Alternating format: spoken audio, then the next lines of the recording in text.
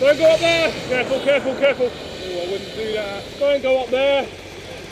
Very stupid. Don't go up there! Silly cyclist. Welcome to episode 46 of Silly Cyclists. I'm your host, Cycle Gaz, and we'll be starting off at number 10. A clip here from London Stamp, and up ahead is a ninja cyclist. And whilst the clocks have recently changed in the northern hemisphere, they're still going to be cyclists at night, and you should remember to have some form of light on your bike / you at that time to help increase your visibility to other road users. At number 9 we have a clip here from the Silly Ginge, and up ahead is some young cyclists who appear to be playing around in the road, and whilst I'm sure whilst we were young we all did some things we shouldn't have done whilst on bicycles, to try to stay away from just stopping randomly in a road, as you're going to annoy other road users and put yourself in danger.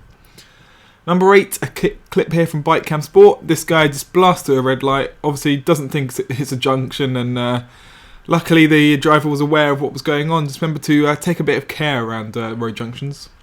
Number 7, a clip here from City Cyclist, and that cyclist in front just changed lanes around the corner in front of the Land Rover, and it's advisable not to do that. Just try and keep in your lane as you're going around the corner, because you can go quite tightly, but vehicles, it's a little bit harder for them to do that.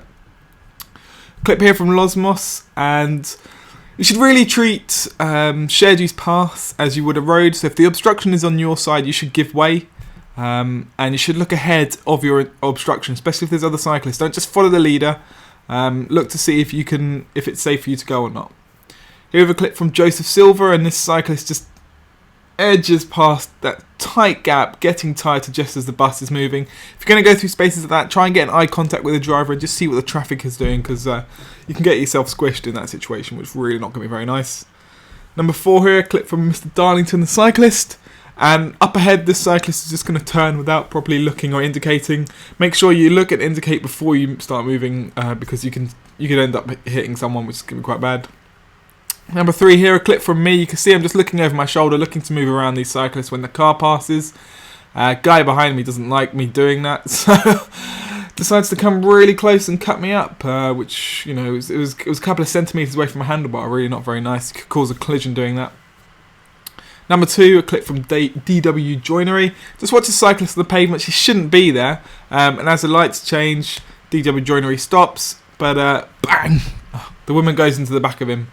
I don't know what the damage was or anything like that. But she shouldn't be using that crossing in that manner either. So all round a silly cyclist, make sure you stop when there's a red light and watch what the road users ahead of you doing.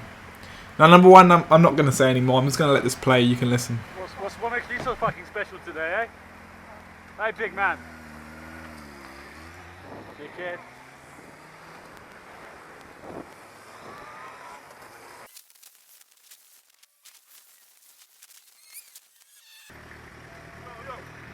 Yo, what are you doing?